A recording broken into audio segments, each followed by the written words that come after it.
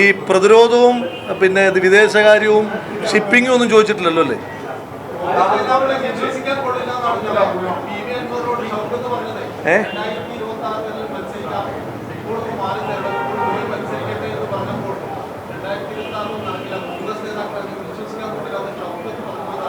അല്ല, ഞാൻ ചോദിക്കുന്നത് പി വി അൻവറിന്റെ സ്റ്റേറ്റ്മെന്റുകൾ നമ്മൾ വിശ്വാസത്തിലെടുക്കാൻ ദേശാഭിമാനി തീരുമാനിച്ചോ?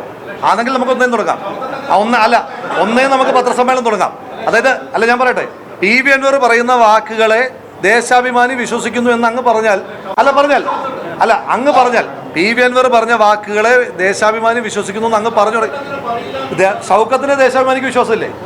ഷൗക്കത്തിന് ഈ നാട്ടിലെ CPM-കാർക്ക് ഒരു വിശ്വാസമുണ്ട്. അതുകൊണ്ട് CPM-കാരുടെ വോട്ട് വാങ്ങിച്ചിട്ട് ഷൗക്കത്ത് ജയിക്കും. Okay, thank you.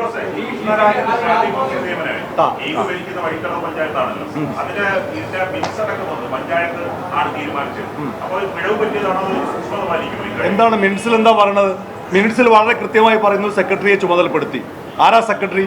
CPM-ന്റെ ജില്ലാ പഞ്ചായത്ത് മെമ്പറുടെ ഭാര്യ. ഇല്ല, നിങ്ങൾ കണ്ടില്ലേ? ആ മിനിറ്റ്സ് കണ്ടില്ലേ? അല്ല, ഏത് കൃഷ്ണരാജ്?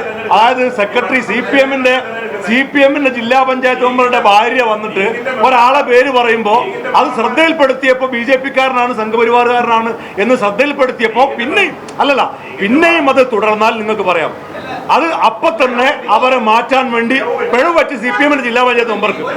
CPM-ന്റെ ജില്ലാ പഞ്ചായത്ത് മെമ്പറുടെ ഭാര്യക്ക് പിഴവ് പറ്റി. ആ പിഴവ് ഭരണസമിതി തിരുത്തി. ജില്ലാ പഞ്ചായത്ത് മെമ്പറുടെ ഭാര്യക്ക് പിഴവ് പറ്റി, അത് തിരുത്തി. CPM-ന്റെ അത് കൃത്യമായി പറഞ്ഞേക്കട്ടെ. CPM-ന്റെ ജില്ലാ പഞ്ചായത്ത് മെമ്പറുടെ ഭാര്യക്ക് പിഴവ് പറ്റി. പിഴവാണെന്ന് ഞാൻ പറയില്ല, ബോധപൂർവമായിരിക്കണം. പക്ഷേ ആ തെറ്റ് ഭരണസമിതി തിരുത്തി.